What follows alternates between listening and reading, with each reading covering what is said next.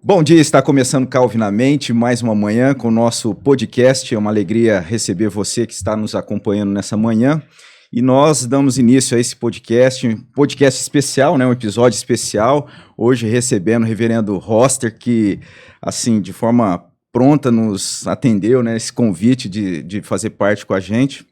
É uma alegria muito grande a gente receber o reverendo Roster, mas antes de passar a palavra para o reverendo Roster, eu passo a palavra aqui para o Felipe, das boas-vindas. É isso aí. É um episódio especial não só para a nossa igreja, mas especial para mim também, que eu fiz essa traslado, né, do pastor da igreja do Potel, e eu, assim... Não foi a gente que acolheu ele, né? Momento. Não fui eu que acolhi, eu que fui acolhido, eu senti assim, da família dele, rapaz. Vou falar, a família de Cristo, ela é muito grande. Amém. E eu faço parte hoje, eu estou muito feliz por isso. Muito obrigado por o senhor ter aceito o nosso convite, estar aqui na mesa com a gente. Amém. Para mim é um prazer imenso. Quero agradecer ao nosso pastor Robson, ao querido Felipe, pela alegria que tenho de estar aqui nesse podcast tão importante. E eu gostei muito do tema, né? Calvinamente, né? Que Deus nos dê uma mente reformada pela palavra de Deus, né? Que busque a glória do Senhor em tudo. E parabéns. E eu espero que esse tempo nosso aqui seja de edificação, não só para nós, mas também para você que está em casa, que essa conversa seja uma conversa para trazê-lo aos pés da cruz, para que Deus seja glorificado e para que nós todos sejamos abençoados em nome de Jesus. Amém. Muito bom. Reverendo, assim, a gente gosta de começar falando um pouco da experiência, do início de vida, né? Senhor, de que região do país, como é que se deu a chegada do senhor no presbiterianismo, como é que foi isso, até chegar ali no seminário, como é que é essa jornada aí? Tem história, hein, pastor Robson? Vocês me interrompam, isso foi o caso, porque a história é comprida. Mas eu nasci na cidade de Paracatu, no noroeste de Minas, né? Lá eu vivi até meus 14 anos de idade, e meus avós foram convertidos no ano de 1950 através do trabalho dos missionários americanos. Os missionários americanos pregavam na fazenda do meu bisavô desde o final da década de 30. E o meu bisavô teve 22 filhos. A minha avó foi a filha de número 22. E quando ela se casou, ela morava na casa ao lado da sede, porque ele deu terra para todos os 22, era um homem de posses à época. E aí ela ficou morando do lado da casa do pai quando casou. E os missionários pregavam lá, iam também evangelistas do Ibel, e o meu avô, o esposo dela, foi evangelizado por um missionário do Ibel, e recebeu a Cristo na porta de casa depois de um dia de trabalho, e ali o evangelho entrou na nossa família. E isso foi no final da década de 40 aproximadamente. Depois meus avós, por causa de uma crise em lavoura, meu avô teve que vender a fazenda no início da década de 70 e mudou-se para a cidade. E ali eles iam à igreja presbiteriana, minha mãe foi criada naquela igreja, mas na juventude minha mãe começou a namorar meu pai, que era um cara não crente. E enquanto ele namorava a minha mãe, ele ia à igreja, inclusive se tornou até amigo do pastor. Olha só. Mas assim que eles se casaram, ele nunca mais pisou o pé na igreja. Então eu fui criado numa família, metade protestante, metade muito católica. E eu amava minhas duas famílias, mas isso fez com que eu fosse levado à igreja quando pequenino. Eu tive a alegria de entender que Cristo era meu Salvador com 8 anos de idade. Aos 9 anos eu preguei pela primeira vez na igreja, numa obra de teatro, e vivi um princípio de adolescência muito consagrado ao Senhor. Mas todo mundo começou a dizer, já na minha adolescência, que eu tinha que ser pastor. E quando você ouve isso quando criança, você gosta, né? Porque você é amigo do pastor, vê o pastor falando lá na frente, era algo muito interessante. Só que eu virei adolescente, pastor, e quando a gente é adolescente, se o senhor não muda a mente e o coração logo, eu queria namorar e queria ganhar dinheiro. E aí quando alguém dizia, vai ser pastor, esse negócio não dava certo, sabe, Felipe? Não batia. Não batia. E aí eu tinha uns tios muito queridos que me chamaram para morar na casa deles em Brasília, quando eu terminei a 8ª série. Na época a gente tinha que fazer um vestibulinho, eu fui estudar num colégio que era o melhor colégio público de Brasília, o setor oeste. E como minha educação pública no interior de Minas não era estudo na época, eu passei em último lugar. Tinha 180 vagas, né? Era todos os colégios da rede pública do Distrito Federal, aquele era o mais concorrido. Eu entrei em último, com 180. Foi quase eu fui na rabeira. E aí o que aconteceu foi que, estando ali, meus primos tinham uma banda de música baiana que tocava na noite, na sexta, no sábado, e eles me ofereceram dinheiro para ajudá-los, né, no trabalho, e eu fui ajudá-los. E aí eu me afastei dos caminhos do Senhor. E a minha avó, mãe da minha mãe, lá na minha cidade, sempre teve um impacto muito grande na minha vida. Com os meus 6 anos de idade, ela me deu meu primeiro inário. Com 7 anos, ela me deu minha Bíblia. Com 8 anos, ela foi influência para eu receber a Cristo. E ela sempre orou muito por mim. Então, quando eu fui para Brasília e comecei a ir para a farra, para o mundo, infelizmente, um capítulo triste da minha vida, ela pegava no meu pé, ela puxava minha orelha. Você está desviado, você está afastado do Senhor. Eu falava, vovó, não tem nada a ver, tem tudo a ver, viu? Se é sua vovó, se é sua mamãe, adolescente, está puxando sua orelha, porque você está indo para o mundo, se arrependa. Elas cuidam de você e elas sabem o que é importante para a sua vida espiritual. E aí, naquele 1 ano, mais ou menos ali, meio, no primeiro momento, eu fiz a profissão de fé antes de me mudar para Brasília. Eu tinha, assim que eu fiz 15 anos, e logo que eu me mudei, infelizmente aconteceu isso, e eu fui numa igreja presbiteriana que não era muito receptiva, em outra, e acaba que você também quer se entregar ao pecado e para o mundo, e foi um tempo muito desafiador. Mas depois de 1 ano e meio, quando voltava à minha cidade, o pessoal da UPA com quem eu tinha trabalhado, porque eu tocava violão na UPA, cantava, eu já pregava, eu já era evangelista, já fazia parte do Ministério de Evangelismo e fazia teatro nos colégios, nas praças, e aí todo mundo pegando meu pé. O presidente da UPA, na época, falava, você é um cachorro, você está desviado. E ele pegava no meu pé, e um dia o nosso pastor trouxe um missionário, pastor Robson, lá de Portugal, e aquele missionário veio com a equipe de mais ou menos 20 portugueses, estava pregando em todas as escolas lá na cidade, e ele foi fazer um trabalho especial. E em Brasília, de vez em quando, tinha greve. Então, houve uma grande greve em Brasília, naquela época, dos professores, e eu estava na minha cidade. E um dia eu estava com camisa de festa, de show, passando na rua, na nossa igreja, quinta-feira à noite, a igreja lotada, eu entrei, sentei no último banco. Eu me lembro que o missionário pregou no texto da grande comissão. E ele, no final, falou, se alguém aqui creu em Cristo, eu gostaria de orar por essa pessoa. Eu falei, não, eu já criei em Cristo, eu sou professo, então não tem que ir lá na frente. Mas o meu coração ardia. Depois disso, ele falou o seguinte, agora você, que já creu no Evangelho, já tocou na frente da igreja, já pregou, já trabalhou com evangelismo, já discipulou pessoas, e agora você se afastou dos caminhos do Senhor, você ouviu a voz do maligno, você está no mundo, você está em pecado, Deus não desiste de você, e não adianta você fugir do Senhor, o Senhor está te chamando para você consagrar sua vida a Ele, a sua obra. Eu agarrei no banco e falei assim, não vou. Mas, graças a Deus, o Espírito de Deus é irresistível, e daqui a pouco eu estava lá na frente chorando e falando, Senhor, eu não vou fugir do meu chamado, não dá para fugir. E quando terminou o culto, o pastor da igreja me abraçou e falou, você estava tentando fugir do chamado, não é?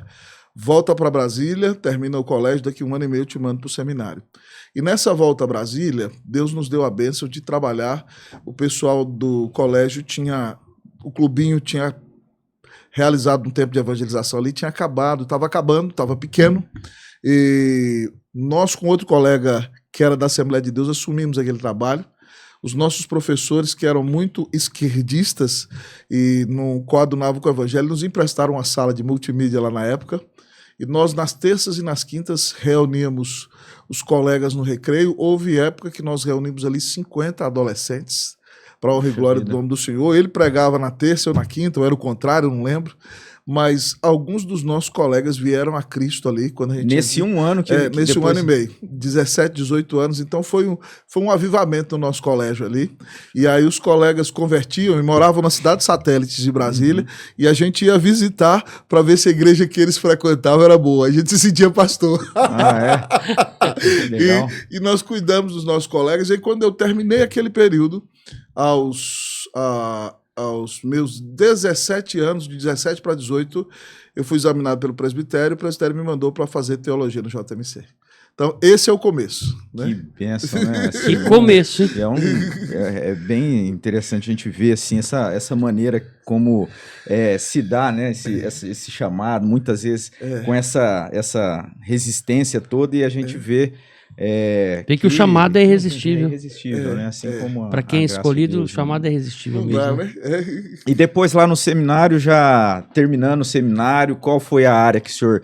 Porque eu sei que o senhor teve um ministério em outro país, né? Até quando a gente veio ali, eu tô com um livro do senhor que foi escrito na época do ministério no Chile. Foi logo depois do seminário. Como é que foi esse encaminhamento? Pois assim? aí eu vim para o JMC, no primeiro ano conheci minha esposa, trabalhei apoiando uma plantação de igreja em Guarulhos, depois trabalhei na plantação da igreja presbiteriana do Jaraguá, né? Ela estava como congregação, foi pouco antes dela se tornar igreja, então eu trabalhei com plantação de igreja ali. Era a congregação de outra igreja? Era a congregação da igreja presbiteriana do Parque São Domingos. Quem me levou para lá foi um professor meu, o reverendo Carlos César, pastor em São José dos Campos hoje. E ele levou a mim e o pastor titular da igreja. E nós nos tornamos muito amigos e eu trabalhava na sede e na congregação, né? E Deus nos abençoou ali. Então, já na época do seminário, nós trabalhamos com plantação de igreja e com 19 anos ali o povo já me chamava de pastor. Eu imagino que você também passou por essa experiência. E foi um tempo muito abençoado. E quando nós nos formamos, a minha igreja lá no interior de Minas estava com contatos com a igreja chilena e o meu presbitério tinha ficado de indicar um pastor para o Chile. E aí o meu presbitério foi um instrumento de Deus para nos indicar para ir para o Chile. Eu não estava pensando naquele momento em ir para o Chile, eu tinha uma obrigação de voltar para o meu presbitério em Minas Gerais, mas essa igreja que eu trabalhava em São Paulo nos queria no campo. Nós tínhamos uns outros 2 convites. Mas aprove o Senhor que nós fôssemos trabalhar no Chile. A igreja chilena, ela tinha passado por um tempo de aproximadamente ali mais de 30 anos sem ter pastor formado por seminário. Porque ela ficou na dependência da igreja americana até a década de 60. Só que a igreja americana se tornou muito liberal. Então os chilenos pediram para os americanos irem embora. E os americanos, quando saíram, diferentemente, eles saíram muito revoltados de lá. Eles tinham um seminário, eles tinham um grande colégio lá, que era tipo Mackenzie. Tinha uma estrutura boa. Eles pegaram o pedagógico e deram de presente para a Universidade do Chile, não deixaram com a igreja presbiteriana, e fecharam o seminário. E a igreja chilena, que já tinha se dividido muitas vezes, era uma denominação pequena, ela ficou com pastores formados, pelo seminário. Inclusive teve um pastor que estudou aqui na década de 50, aqui em Campinas, no seu seminário, pastor Barrios, e ela ficou sem pastores formados para o seminário. Então eles pegaram os presbíteros experientes e deram um curso de confissão de fé de 2 anos e colocaram esses presbíteros à frente das igrejas. Só que esses irmãos tinham seus trabalhos, então se algum era dentista, ele tinha que cuidar do seu consultório, o outro taxista cuidava da sua empresa de táxi, e esses irmãos não tinham muito tempo, sabe, pastor Robson e Felipe? Então, alguns deles até pegavam os comentários de Barclay, por exemplo, ia para o púlpito no domingo e lia o comentário, né? Ou lia o sermão do Spurgeon, não preparava. E a igreja chilena padeceu a ponto de, em 50 anos, a igreja presbiteriana do Chile só tinha plantado uma igreja, que foi essa igreja que eu fui pastorear. É a sexta? É a sexta igreja de Santiago, Cristo me pastor. E a única igreja plantada em 50 anos era aquela. E eu fui pastorear aquela igreja. Ela nasceu porque os filhos do pastor da Central se tornaram muito prósperos e ricos, né, executivos importantes do país, e eles estavam com medo de seus filhos se desviarem da igreja. Então eles criaram uma igreja no bairro Rico, né, que era em Las Condes. Só que eles fizeram uma capela para 60 pessoas, nunca acharam que a igreja ia ter mais do que isso. E foi essa igreja que eu fui pastorear, né? E foi um tempo muito precioso. Deus permitiu que no segundo ano nós quebrássemos uma parede do templo, aumentássemos, depois nós quebramos outra parede do templo, e quando nós saímos de lá e voltamos para o Brasil, deixamos um projeto, e o pastor que nos sucedeu, que tinha sido nosso auxiliar há 4 anos, derrubou o templo e construiu um templozão novo, né? É uma linda igreja que está lá. Depois que eu saí, ficou o pastor Leandro, que hoje é pastor da igreja presbiteriana da Bahia, ele foi meu auxiliar, e o pastor que está lá hoje é o pastor Danilo, que também era nosso contemporâneo. Mas nesse tempo lá, pastor Robson, Deus nos deu a bênção de a nossa igreja crescer e experimentar um despertamento espiritual, e as igrejas chilenas começaram a pedir pastores brasileiros. Olha. E aí, das 6 igrejas mais fortes do Chile, na época, Felipe, nós brasileiros éramos pastores de 5. E Deus nos usou naquele primeiro período de 8 anos para organizar o seminário. Então nós formamos uma geração de pastores chilenos, e Deus usou a nossa equipe para revitalizar 6 igrejas, plantar outras 6 naquela época, e no final de 8 anos, assim, para a glória do Senhor, nós chegamos a ser mais ou menos 10 pastores, missionários e esposas ali, e num prazo de 8 anos a igreja chilena tinha recebido aproximadamente uns 900 a 1.000 membros, né? Olha. Naquele período, e depois que ficou tudo mais organizado, os pastores brasileiros começaram a voltar e deixaram os irmãos chilenos formados por seminário à frente. Mas foi um tempo que nós enfatizamos ali revitalização de igreja, plantação de novas igrejas e formação teológica de pastores. Na nossa época, nós devemos ter sido instrumento para formar aproximadamente, entre pastores que vieram para o Brasil e formados no seminário lá, aproximadamente uns 17 pastores. Olha que e depois eles assumiram o trabalho.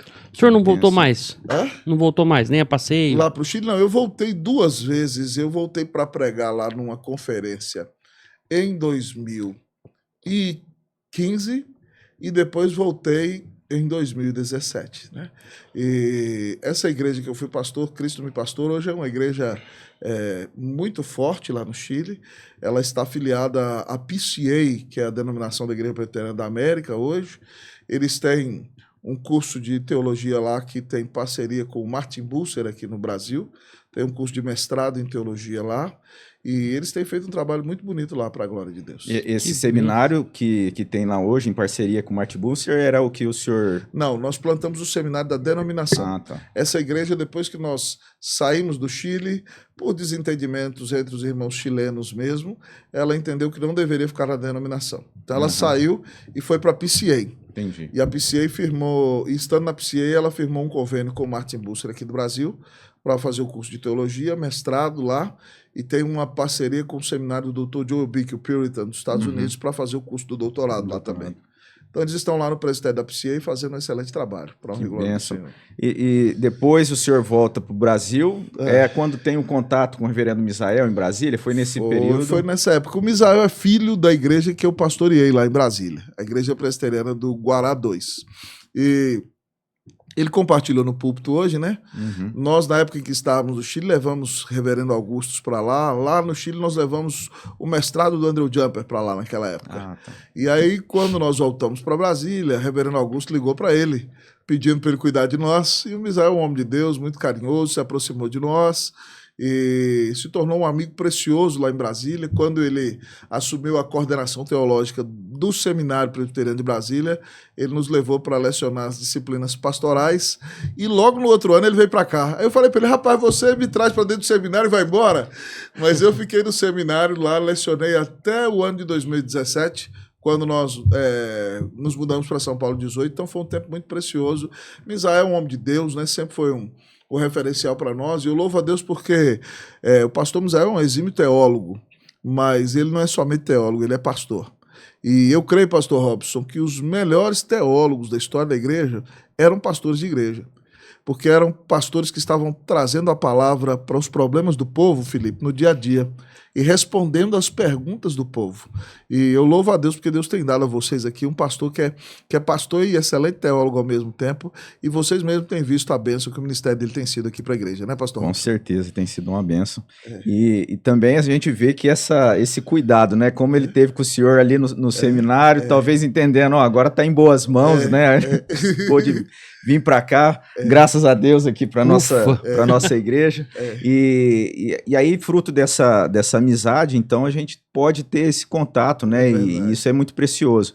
E nessa comemoração nossa de 88 anos da nossa igreja, o senhor esteve ali ministrando para a gente, e então falando a respeito do livro de Gálatas, né? Até esse livro que o senhor também trouxe para nós aqui, Não Abra Mão do Evangelho, a gente conversando, né? Falando a respeito de desafios do ministério, né?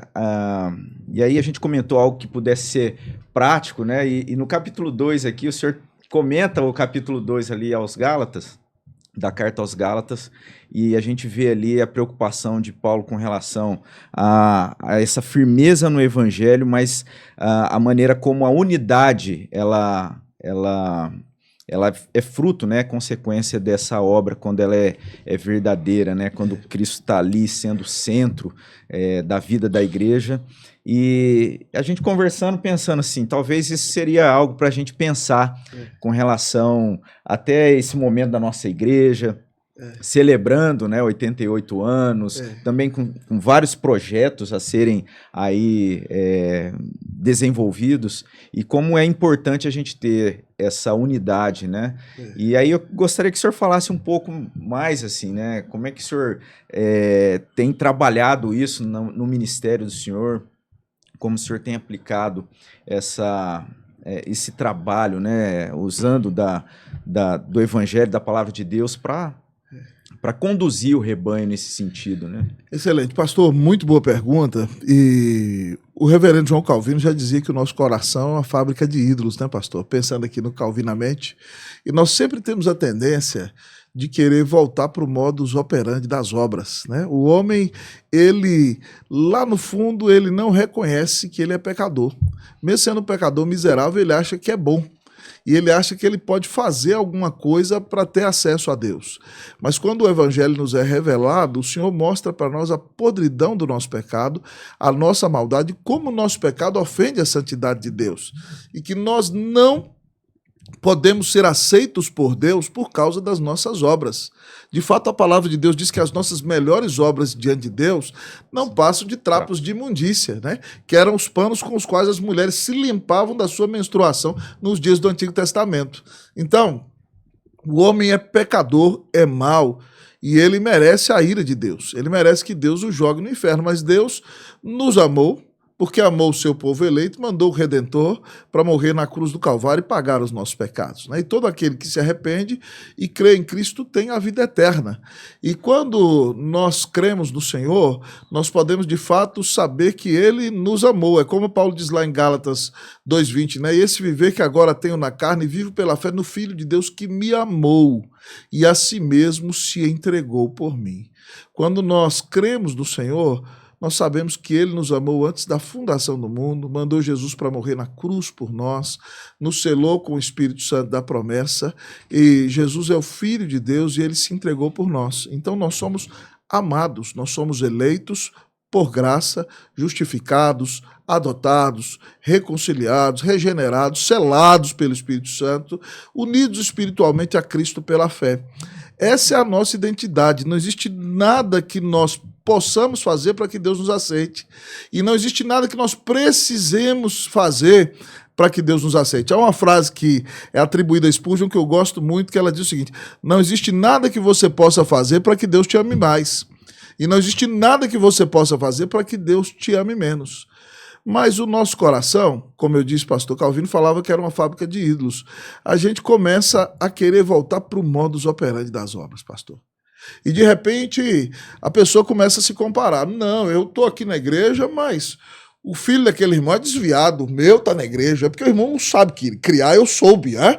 Então, de repente, a pessoa começa a se comparar com o outro e começa a se achar boa, né? E aí ela volta para o modus operandi das obras. Ela acha, não, meus filhos estão na igreja.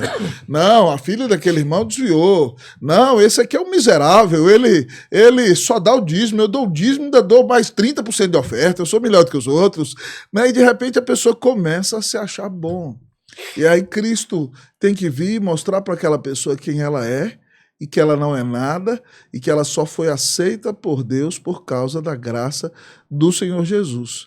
Então, Paulo, lá em Gálatas 2, como o senhor fala, ele estava dizendo o seguinte, que quando ele voltou de Antioquia, numa ocasião, para Jerusalém, ele levou consigo a Tito, que era gentio, e era seu filho no ministério, e Tito esteve na presença dos irmãos judeus e não foi obrigado a circuncidar-se, porque antes do evangelho era proibido que um judeu tivesse contato com um gentio. Mas quando o evangelho vem, ele quebra essas barreiras.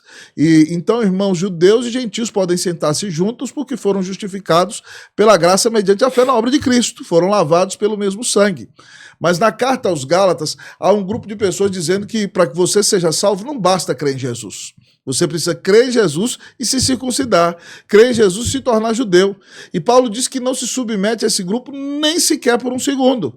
Ele mostra, ou seja, que aquele grupinho queria criar uma regrinha para que a pessoa fosse mais aceita diante de Deus ou fosse considerada mais justa. Para ele só o evangelho não bastava.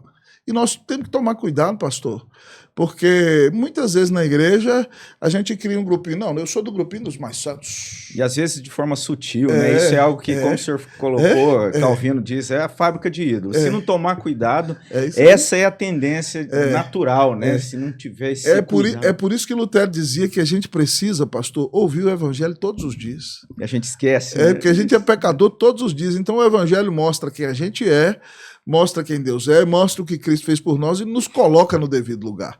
Então o evangelho ele é essencial para a nossa justificação, mas ele é extremamente importante para a nossa santificação. Porque é só reconhecendo que nós somos justificados, lavados por Cristo, que nós vamos ter motivação para crescer para a glória de Deus, porque o Senhor nos amou. Não é porque nós queremos ser melhor do que ninguém ou queremos ter justiça própria diante dos homens. Isso é aquilo que a gente depende, né? Assim, é a centralidade que a gente precisa, né? Como o senhor coloca de forma muito, muito direta, né? Não abrir mão do evangelho. A gente comenta, né? E está assim, pensando em tudo aquilo que faz parte do projeto para a igreja, né? Para os próximos anos, para aquilo que a gente sonha. Mas o fundamento de tudo isso deve ser esse, né? De estar ali firmado no evangelho, sem abrir mão do evangelho e confiando em Deus, né? Continuar trabalhando. Parece que isso é o que... É isso aí, meu pastor. Quando Cristo é exaltado, pastor, todas as coisas estão no devido lugar. O senhor é um pregador abençoado, pastor Misael, toda a equipe aqui, nós pregamos o texto no seu contexto, sempre apontando para Cristo, porque esse livro fala de Cristo. Então, quando a gente prega, é Cristo quem se levanta do livro e caminha no meio do povo, né?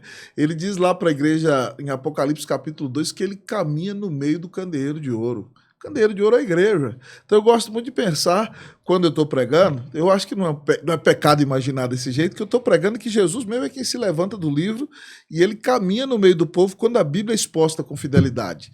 Tem uma frase de Lutero que ele diz assim: eu olho para o pastor, eu vejo o pastor, eu ouço a voz do pastor, mas quem está falando comigo não é o pastor. Quem está falando comigo por meio da Escritura é o próprio Senhor.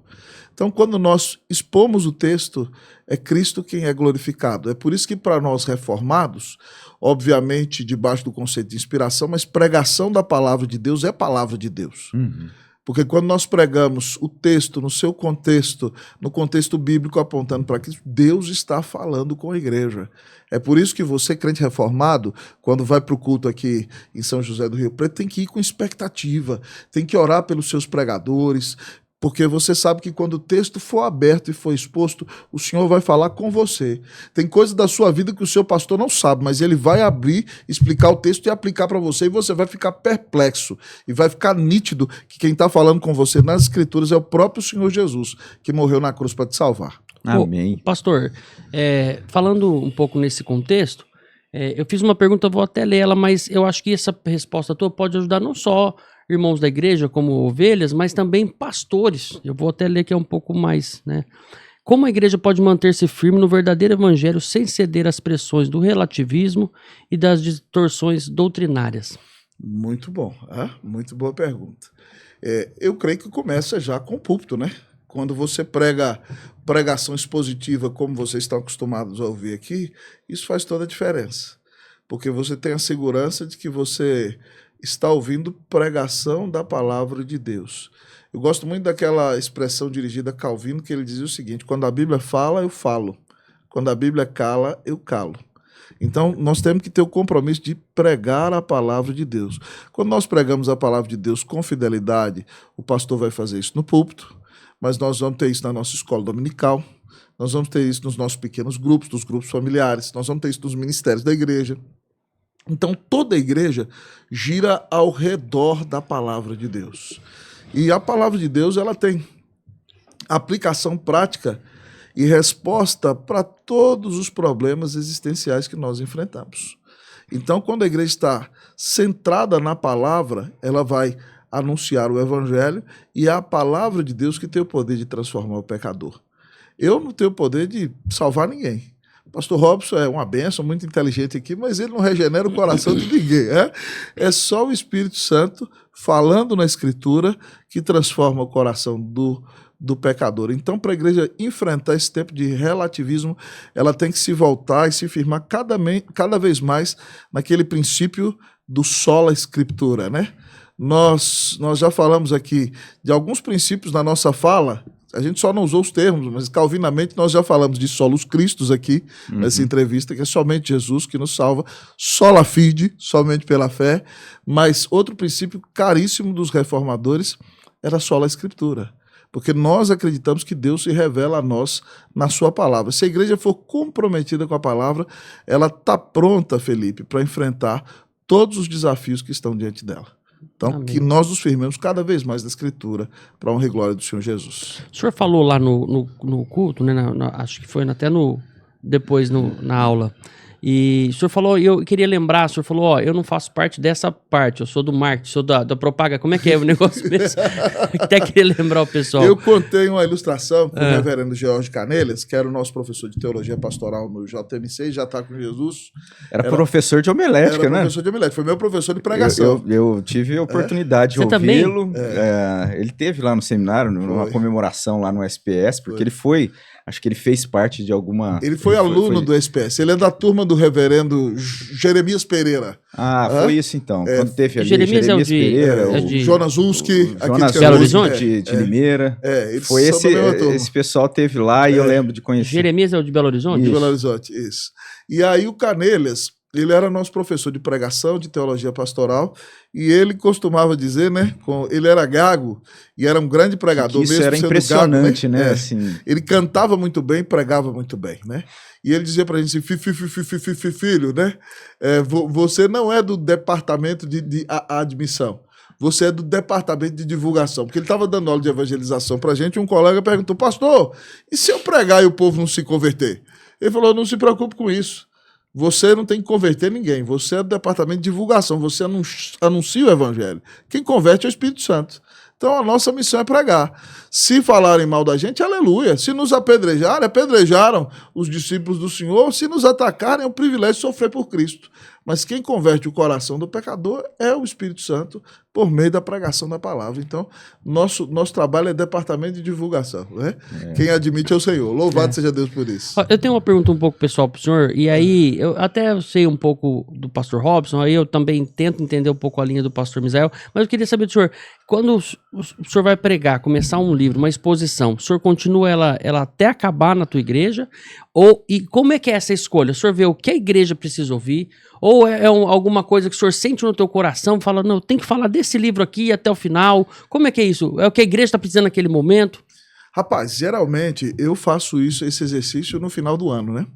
Final do ano a gente para assim, a gente analisa a vida da igreja e fala, meu Deus, que livro vai alimentar e fortalecer mais a vida da igreja que eu sou pastor? E graças a Deus a gente senta, avalia, estuda e, claro, com oração, pedindo a direção da providência, a gente escolhe esses livros da palavra do Senhor. Quando eu cheguei na Igreja Presbiteriana Unida de São Paulo, eu entendi que ela precisava ouvir mais sobre um relacionamento com o Senhor. E aí eu preguei sobre os encontros de Jesus, como eram os encontros que Jesus tinha com as pessoas. Já no meu segundo ano ali, nós começamos a enfrentar, no terceiro ano, a pandemia, e eu falei assim, a igreja está num tempo de crise, num tempo de grande desafio. Eu resolvi pregar sobre as 7 igrejas do Apocalipse, porque eram igrejas que eram perseguidas, né? O povo do mundo, Apocalipse, ouve falar sobre isso. Eu falei assim, como é que a igreja sobrevive num contexto de crise? Depois nós estivemos... um ano com a Cracolândia na porta da nossa igreja em São Paulo. Nossa. E esse para nós foi um tempo de exílio, de deserto. E naquele ano eu preguei sobre a jornada de Moisés com o povo no deserto e também sobre o exílio do povo na Babilônia, mostrando para eles o seguinte, que a geração que foi criada no deserto foi preparada para conquistar a terra prometida. E a geração que foi preparada no exílio da Babilônia foi uma geração cujos judeus influenciaram o mundo. homens como Neemias, ou como a rainha Esther, ou como Daniel, que influenciaram os grandes impérios do mundo, e como fruto do exílio nasceram as sinagogas no mundo inteiro, que foram os lugares nos quais as igrejas começaram, porque Paulo chegava pregando nas sinagogas. Então eu falava que o exílio e o deserto, ele traz um momento de muito sofrimento para a gente, mas nos leva a depender de Deus e forja o nosso caráter e nos prepara para os grandes desafios. Então, a necessidade vai fazendo surgir os temas. Depois do ano de 22, quando a gente saiu desse tempo de Cracolândia, eu preguei na igreja sobre a carta aos Gálatas, né? Falei como a nossa igreja pode estar mais firmada no evangelho, porque a nossa igreja é uma igreja antiga, de 125 anos, e muitos irmãos têm a tendência de dizer, mas aqui sempre se fez assim. E de repente você cria uma idolatria do como sempre se fez, da tradição, e eu queria mostrar para a igreja que a igreja não pode abrir mão do evangelho, que a nossa tradição está debaixo do evangelho. Depois, no segundo ano, eu falei, Deus, a gente teve tantos anos de luta aqui, a igreja precisa de um livro para trazer alegria para o coração. Qual é o livro da alegria? Filipenses. Aí, 23 foi um ano de expor Filipenses. Depois a igreja começou a chegar gente nova demais. Eu falei, Deus, eu preciso que esse povo conheça o poder de Cristo. E a nossa igreja está vendo um tempo de crescimento. O ano passado eu preguei sobre os milagres de Jesus. Então, e esse ano eu falei assim, não, só preguei sério no Novo Testamento, né? Vamos para o Antigo, como nós fortalecemos a fé. Estou pregando sobre a vida de Abraão esse ano. Então, assim, é sempre assim, eu gosto de pregar no culto de 11 horas, nossa igreja tem 3 cultos, mas o culto de 11 horas, que é o culto mais frequentado, eu prego de maneira sequencial. Nos outros cultos eu dou liberdade, porque nós temos uma equipe pastoral com 4 auxiliares, então eu dou liberdade para cada pastor poder pregar aquilo que Deus está falando ao seu coração naquele momento. É assim que a gente funciona. Mais temático, né? Mas eu achei interessante o senhor comentar, até em relação à escolha ali do livro da Carta aos Gálatas, com relação a isso, né, da igreja estar entendendo que aquilo que é fundamental mesmo é o evangelho, que não deve se abrir mão do evangelho. O senhor comentou algo que talvez seja um pouco delicado, assim, nos nossos dias, que é com a relação que alguns têm se posicionado com relação aos nossos símbolos de fé, né? E como que a gente deve ter toda firmeza, conhecimento e profundidade nos símbolos de fé, mas isso sendo submetido à autoridade das Escrituras, né? Como é que o senhor vê isso hoje, assim, tá? É algo desafiador? Como isso tem sido algo, assim, já de dificuldade? Pastor, essa é uma excelente colocação. Essa semana eu estava lendo um livro, o reverendo Dr. Hermes vai lançar um livro maravilhoso pela editora Cultura Cristã. Eu estou até fazendo propaganda aqui adiantando. O nome do livro é Teologia do Espírito Santo. Na verdade, é um compêndio teológico, porque o reverendo Hermes é impressionante, né? Ele conhece tudo de calvinismo ele também. Me pediu para eu escrever um dos endossos do livro. O meu endosso ficou tão grande que quase um prefácio, mas o livro, eu estou lendo o livro, folhei o livro todo e agora estou lendo detidamente. O livro tem mais de 1.300 páginas, então vai ser uma obra-prima da teologia. E ele, falando da importância das confissões e dos credos, ele diz o seguinte, que eles são extremamente importantes, mas eles ainda são um construto teológico humano. Então, qual é a diferença? A Bíblia é a palavra de Deus, ela é inspirada, infalível e inerrante. 2 Pedro, capítulo 1, versículos 20 e 21, dizem que nenhuma profecia foi dada por elucidação humana, mas homens santos falaram da parte de Deus, movidos pelo Espírito Santo. Então, a Bíblia é inspirada. Nós sabemos que Deus preservou os autores bíblicos de erro. Essa foi uma ação sobrenatural do Espírito Santo para que nós tivéssemos fidedignamente em nossa mão a inspirada, infalível e inerrante palavra de Deus. Depois disso, nós presbiterianos acreditamos, e Deus nos perdoe que nós sejamos humildes, né? Assim, que os nossos símbolos de fé são a melhor explicação das Sagradas Escrituras. E a nossa própria confissão de fé, que é belíssima, diz no seu capítulo 1 que a Escritura nada se acrescentará. E que ela é o tribunal último no qual qualquer querela ou assunto da igreja deva ser resolvido. Então os próprios símbolos de fé já se colocam abaixo da palavra de Deus. Só que, como o pastor bem disse, sempre o ser humano quer voltar para o modus operandi das obras. E eu vejo que muitas vezes há um grupinho que ele quer dizer o seguinte, que você não pode interpretar a Bíblia sem a confissão de fé. E quando alguém fala isso, a pessoa já colocou a confissão de fé acima da Bíblia. E alguns irmãos que fazem isso não gostam quando eu falo isso. Não, mas nós temos a nossa tradição. Eu falei, temos e amamos nossa tradição. Só que a nossa tradição tem que estar debaixo da palavra de Deus. Os reformadores nos ensinaram o sola escritura. Então, quando alguém diz, não, você não pode interpretar a Bíblia sem a confissão de fé, essa pessoa já voltou para o catolicismo romano. Porque o catolicismo romano é que dizia, inclusive na Contra-Reforma, que a tradição está no mesmo pé de igualdade que a Escritura. Mas, de fato, eles dizem o seguinte, você não pode interpretar a Escritura sem a tradição. Quando você faz isso, você coloca a tradição acima da palavra. E a própria confissão de fé, ela não presume isso, ela é humilde. Ela diz, a Escritura nada se acrescentará. Então, se nós deixamos as coisas no devido lugar, como a palavra de Deus se coloca acima de todas as coisas, e no lugar em que a confissão de fé e os catecismos se colocam, tá tudo bem. Mas há pessoas que, infelizmente, elas não se contentam com a identidade que o Evangelho dá a elas. Elas, para se sentirem mais justas, querem criar regras que a palavra de Deus não criou. E aí, de repente, a gente corre o risco de colocar a nossa fé mais na tradição, e a deterioração da tradição é o tradicionalismo. E nós não queremos saber disso. Nós amamos a tradição porque ela vem da palavra de Deus. Amém. E a PECOM, né, agora, assim, até mudando um pouquinho para esse momento, o senhor está como ali diretor da PECOM, presidente da PECOM. Como é que está hoje essa rotina desafiadora? Qual é os projetos aí dentro dessa...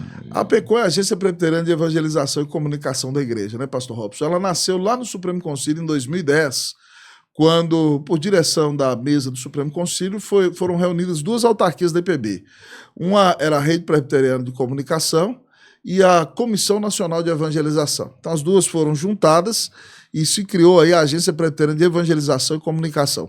No princípio foi um grande desafio, porque era o pessoal da evangelização do lado e o da comunicação do outro. E eles tiveram que se adaptar. Naqueles primeiros 8 anos, o presidente foi o reverendo Jorge Canelis, né?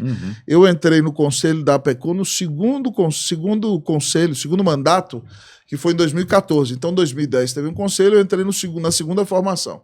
2014 eu fui membro e depois, quando veio em 2018 o Supremo Concílio, nós fomos reconduzidos, o reverendo Jorge saiu e ali eu tive a honra de ser eleito pela primeira vez presidente da nossa agência.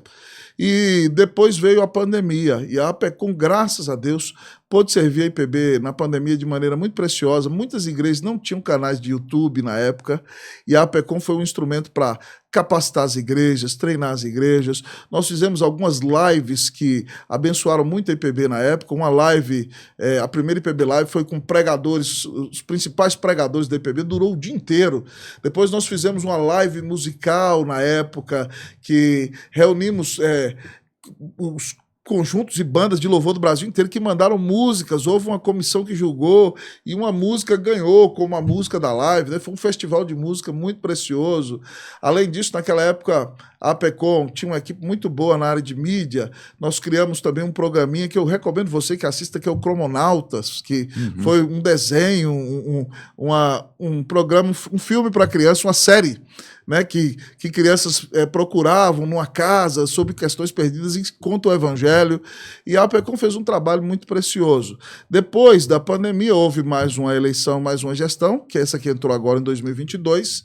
E nessa última gestão, além de focar na comunicação, como nós focamos na comunicação na gestão passada, a APECOM continua firme, realizando os congressos nacionais. Hoje nós temos um que se realiza aqui no mês de junho em Águas de Lindóia. Estamos começando nesse ano o Congresso Nacional em Recife, que vai ser a réplica do daqui de Águas de Lindóia em Recife, em setembro, para que irmãos do Norte e do Nordeste também sejam alcançados. Além disso, a APECOM realiza a pedido dos presbitérios, o ensino dos congressos regionais, né? Também nós temos uma capacitação em igrejas locais, que é um impacto APECOM, onde geralmente a gente vai treinar a igreja para o evangelismo, para o discipulado, e nesse ano a APECOM, nessa última gestão, tem se despertado muito para a área de treinar a IPB para o discipulado e para a evangelização. A APECOM tem um pastor, o reverendo Paulo de Tássio, que ele sempre foi contratado para cuidar da área de evangelização. Então, ele criou, com base na estratégia do evangelismo explosivo do Evangelho em Sua Mão, ele começou um projeto Minha Cidade para Cristo, né, auxiliado pelo reverendo André, lá do Rio, André Monteiro, em que há uma estratégia evangelística em que um evangelista reúne um grupo de pessoas em 5 ocasiões e anuncia Cristo a um pequeno grupo. E depois foi criado um estudo também feito pelo reverendo Paulo, indutivo do Evangelho de João, muito bom. Na gestão passada nós editamos isso e muitas igrejas no interior do Brasil começaram a pegar o Minha Cidade para Cristo e, por exemplo, imagina que o Felipe ele reúne os amigos dele, pega aquele treinamento e reúne 15 amigos dele. E daqueles 15 amigos, Deus converte 7. A partir dali, aqueles 7 que eram convertidos nos 5 estudos evangelísticos, eles começavam a ser discipulados no estudo do Evangelho de João, um estudo indutivo. E Deus trouxe nessa última gestão para o Conselho da PECOM o reverendo Jean Chagas, lá de Goiânia, que é um líder do Ministério do Life on Life no Brasil, na área de discipulado. E o Jean se juntou com o pastor Paulo e eles criaram um treinamento de discipulado com a cara da IPB, que visa tirar o cristão novo convertido para levá-lo à maturidade espiritual. É referente a aproximadamente 1 ano de estudo da Palavra de Deus, em que a pessoa se compromete a ter uma séria vida devocional, uma vida de oração, de estudo da Palavra, em que ela estuda num pequeno grupo um discipulado que vai transformar o caráter dela e levá-la à maturidade espiritual. Então, além desse Evangelho de João, desse estudo indutivo no Evangelho de João, agora tem esse novo material. O ano passado a PECOM reuniu 40 pastores do Brasil lá em Caldas Novas. Nós treinamos esses pastores e esses pastores foram capacitados para dar o treinamento de discipulado para as igrejas em todo o Brasil. Hoje eles já estão fazendo isso. Então, muito legal, hein? Nós temos vários pastores, inclusive a PECOM está realizando agora, aqui na primeira semana de abril, né? Você pode entrar nas mídias da PECOM, um congresso sobre discipulado, onde o preletor vai ser o reverendo Randy Pope.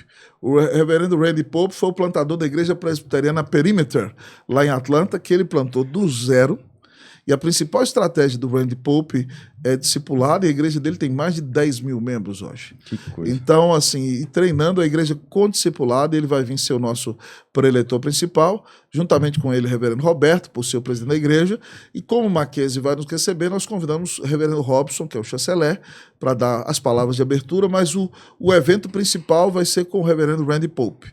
E é no primeiro fim de semana de abril, acho que é 5 e 6 de abril. Se os senhores quiserem ir, entrem lá nas mídias, você que quiser participar conosco, Congresso Discipulado IPB, vai ser uma bênção esse congresso. Então a PECOM está servindo a igreja nessas áreas aí, pastor, treinando a igreja na evangelização, no discipulado, realizando os congressos e servindo a IPB nas mídias com o programa Verdade de Vida, que já vai aí para 20 anos com o reverendo Hernandes. Nós também estamos pregando aí num programa chamado Encontro com a Esperança, que ele aparece nas mídias da igreja, e o objetivo é capacitar a IPB para a evangelização, para o discipulado, para a honra e glória do nosso Senhor. Muito bom mesmo. Você vê que é bem fundamentado, né? As coisas da IPB são uma são organização, coisas, né? é bem muito organizado. Muito... Ó, uma coisa só pra gente já finalizar, uma coisa que eu achei muito interessante, eu acho que seria legal isso, viu, pastor? Se o senhor quiser fazer e copiar ele, eu acho louvável. Uma coisa que o senhor coloca os personagens do manual da Bíblia, né? No contexto, na hora da pregação. Nossa, eu fiquei maravilhado com isso. Eu gostei demais. Eu falei, meu Deus, a gente, né? E já cria uma descontração e já cria um rapport ali com todo mundo, uma conexão, né? Porque você sente que quem passou pela Bíblia, os apóstolos, todos eles, Cristo, todo mundo, você fala, olha, eu me sinto mais próximo, né? Você sente uma conexão. Foi uma benção mesmo. Esse anacronismo ali, a maneira como... Muito bom E aí, mesmo. interessante, depois, no final, você vê, atrás de mim estava o Francisco, né? Que falou pro senhor que o irmão da Angola, né? Isso, Lembra dele? Lembro. E ele tá chegando à nossa igreja, né? Ele é de uma igreja batista e eu falando pra ele, nossa, rapaz, que bênção que você tá aqui hoje, que nossa, que maravilhoso. E ele fez até uma pergunta, colocou lá no final, né? Sobre missionários, né, e tal. E ele, eu depois, no final, eu falei pra ele, você viu que legal? Ele usando isso, falou, nossa, rapaz, eu me senti um presbiteriano. Você vê como é que é? Não, isso é bom, porque ele é africano e a cultura africana é muito boa na área de contar histórias, né? Então, eles quando você vai evangelizar na África, você tem que contar história, não tem jeito, né, pastor? Eles aprendem por meio da... E a cultura deles é muito oral, né? Então, eles contam a história de antepassados lá atrás. Então, quando você conta a escritura, você tem que saber que, é claro que há um distanciamento de mais de 2000 anos, mas aqueles homens eram pecadores como nós. E o mesmo Jesus que os alcançou é o mesmo Jesus que nos alcança hoje. Então, contar a história deles, contextualizando para nós, eu acho que é extremamente importante, né? Para a gente entender a palavra no dia a dia. Mas o senhor traz com fundamento, por exemplo, ele é presidente não sei do quê, ele outro. Isso que é legal, né? Isso tudo precisa de uma segurança, né? A gente está conhecer caminhando, tem que demais comer a muito Bíblia arroz ali, e né? feijão ainda para chegar ali, começar a chamar o pessoal lá da sinagoga de igreja presbiteriana, o pessoal vai falar assim, ó, vou te matar, né? Você é apedrejado. Você é apedrejado. Eu gosto muito, sabe, que vem assim outros pastores, pregadores de fora. Veio até aquele irmão, esqueci o nome dele, olha, pastor que é aqui dos Estados Unidos, como é que ele chama? Qual? Tiago? O senhor Elias Medeiros? Elias Medeiros. Ele falou, então agora vamos ler a Bíblia pausadamente para você entender. Ele usa essa técnica, né? E a gente tem essa sua, e a gente vai juntando as coisas aqui. A gente vai aprendendo, né, com os gigantes. Aí agora, mas deixa eu dar uma palavra boa, porque isso aqui que o Felipe fala é bênção. Quando vem pregadores de fora, sim, isso demonstra a segurança do pastor de vocês de trazer pastores para edificar a igreja. Mas tem uma fala que eu acho que é inclusive do Jeremias Pereira, que eu ouvi falar, é o seguinte, alguns irmãos da igreja dele estavam falando muito de outros conferencistas de fora. E ele foi meio para frente da igreja, meio indignado, falou assim, meus irmãos, o negócio é o seguinte, quem dá o arroz com feijão aqui para vocês somos nós, né? Ele falou assim, o conferencista vem de fora, prega um sermão bonito, mas ele vai embora. Mas quando você está com dor de barriga, quando você está com dor de cabeça, quando você está enfrentando um problema existencial, quem dá o arroz com feijão para você aqui somos nós. Então, é bênção a gente receber o pregador de fora, mas ninguém faz o trabalho como pastor da igreja local. É verdade. Porque o pastor da igreja local é quem está discipulando você ali, é quem está vivendo a vida com você. Quando você tem um problema, uma dúvida sobre aconselhamento, você vai lá, bate lá na porta do pastor Robson, pastor Gilberto, pastor Misael. Eles é quem vão cuidar de nós. Então, são ministérios muito preciosos. Deus tem me dado a bênção de funcionar como conferencista na nossa igreja e até fora do nosso país. E é um privilégio chegar e pregar a palavra de Deus, impactar, sabe, Felipe, a vida dos irmãos. Mas nenhum ministério é como o ministério do pastor da igreja local. Porque ele é quem fica com você no dia bom e no dia mau. Então, eu acho que uma coisa completa a outra, né? Nos Muito ajuda, bom. né? Ó, a gente agradece, a gente sabe que o horário hoje, né? Mais uma vez, a gente agradece a disponibilidade do reverendo Roster de estar aqui com a gente, né? A gente tem aí os sermões que no nosso canal, você é convidado a acompanhar ali, e eu queria pedir, né, para a gente já caminhando para o nosso fechamento aqui nessa conversa, alguma mensagem que o senhor queira deixar aí para o pessoal que está nos acompanhando, né, uma palavra aí direta para o pessoal, e com isso a gente agradece, né, e já caminha para o encerramento. Também a gente sempre convida o nosso convidado a fazer uma oração. Amém. Pelo nosso projeto, para a vida daqueles que estão nos acompanhando. Amém. E então acho que a gente pode caminhar nesse engatar. Sentido, né? Mas antes da gente ir para o final, o senhor foi um presente para nós esse ano aqui na nossa igreja, Obrigado. Um presente de aniversário para nossa igreja, Obrigado. Né? E esse ano de aniversário de 88 anos, então, como presente, o pastor Misael fez para nós aqui Amém. O convite para ele aceitou e esteve aqui, mas a gente vai te dar um simbólico presente também, para o senhor lembrar desse momento que esteve aqui com a gente. Que bênção, É uma rapaz. Canequinha que com maravilha. Você na... Obrigado, olha lá, pessoal, que bênção. Louvado seja Deus. Obrigado, Filipão. Deus abençoe. Bonito, alegria. O pessoal atencioso fez na hora, fez hoje, ó. O pessoal e pegou aqui o jeito que eu estava pregando de manhã. Louvado seja Deus. Muito obrigado, viu? Deus recompensa. Fico muito feliz. Daqui a pouco eu posto no Instagram, tá? Vai ser uma bênção maravilhosa. Irmãos, que privilégio. Obrigado pela honra de ser entrevistado aqui pelo pastor Robson, Felipe. Eu quero fazer 3 coisas. Primeiro, eu quero pedir oração por vocês, para Deus nos abençoar à frente do trabalho da nossa agência de evangelização e comunicação, mas também no pastorado da igreja local. Eu sou pastor da IPB Unida, no centro de São Paulo, e ela é unida porque ela é a junção da 2ª e da 3ª igreja presbiteriana de São Paulo. A primeira saiu da IPB em 1903, e a nossa igreja se tornou a igreja histórica da IPB em São Paulo.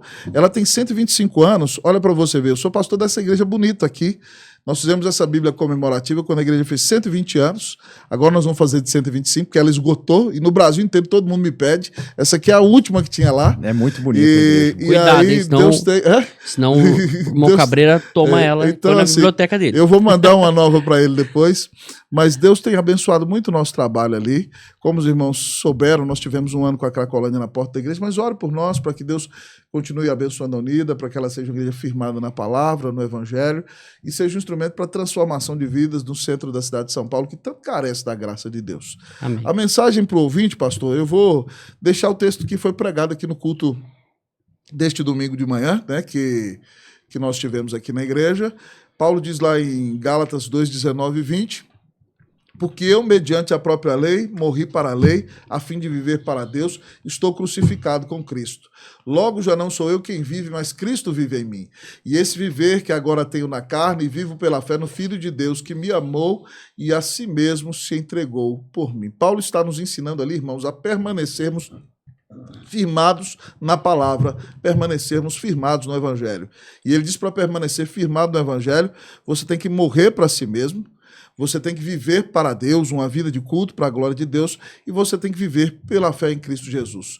Então que você morra para si mesmo, crucifique o seu velho homem, se arrependa dos seus pecados, pare de achar que você é bom por sua própria causa, crendo em Cristo como seu Senhor e Salvador, viva para a glória de Deus, viva para honrar o Senhor, viva como quem foi comprado pelo sangue de Cristo e viva pela fé, porque Jesus é o Filho de Deus, ele é Deus e homem que deu a vida na cruz para te salvar, ele te amou. Retire a sua identidade deste amor, sabendo que ninguém te arrebata das mãos de Cristo. Você não vai viver em crise, com crise de baixa autoestima, se sentindo pobrezinho, uma vítima, e nem vai se tornar soberbo, porque você sabe que foi amado pela graça de Deus e que esse amor defina a sua vida, a sua identidade, para que você viva para a glória de Deus todos os dias. Então, como permanecer firmado no Evangelho? Morra para si mesmo, viva para Deus, viva pela fé. Que Deus te abençoe, em nome de Jesus. Amém. Amém. Vamos orar? Vamos orar.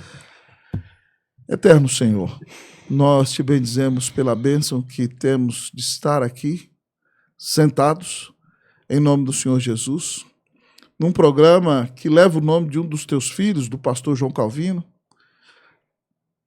trazendo a ideia de que tenhamos uma mente calvinista, uma mente firmada na tua palavra. Nós nos lembramos de dois irmãos que, no dia em que o Senhor ressuscitou, estavam indo de Jerusalém para Emaús, decepcionados com a morte do Senhor, e de repente o Senhor se colocou no meio deles, caminhou com eles, e o coração deles ardia enquanto o Senhor expunha a palavra, e no final, quando o Senhor partiu o pão, eles se deram conta de que era o Senhor. Ó Pai, muitas vezes quando nós estamos reunidos, 2 ou 3, no nome do Senhor, conversando as coisas do Senhor, de repente o Senhor vem e nos ilumina, nos abre o entendimento e fala conosco na Tua palavra. E nesse Calvinamente de hoje, nós percebemos a presença graciosa de Jesus aqui. Amém. Pelo que somos extremamente gratos. Obrigado. Abençoa, Deus, a vida do pastor Robson, seu ministério, sua esposa, sua família, que a paz do Senhor seja sobre a vida dele. Abençoa a vida do Felipe também, sua esposa, sua filha, os filhos do pastor Robson e os negócios do Felipe, Pai, que esses irmãos continuem servindo ao Senhor com alegria e com fidelidade. Que Cristo continue a ser exaltado na vida deles. Amém. E que esse podcast aqui continue a ser uma bênção, não só para os membros da Igreja Presbiteriana de Rio Preto, mas para todos aqueles que tiverem acesso a ele. Muito obrigado, Senhor, por esse tempo juntos. Perdoa-nos, Senhor, por qualquer coisa que falamos aqui, que porventura não tenha honrado o nome do Senhor, tenha misericórdia de nós, e que o Senhor receba esse momento nosso como um ato de gratidão ao Senhor, porque Tu mandaste Cristo para nos salvar. Nós oramos, clamando a Tua bênção sobre nós e sobre todos os ouvintes que estiveram conosco. Derrama sobre eles também a Tua bênção, em nome de Jesus. Amém. Amém. Muito obrigado mais uma vez. Amém. Grande abraço, você que nos acompanhou. Deus abençoe e até o próximo episódio.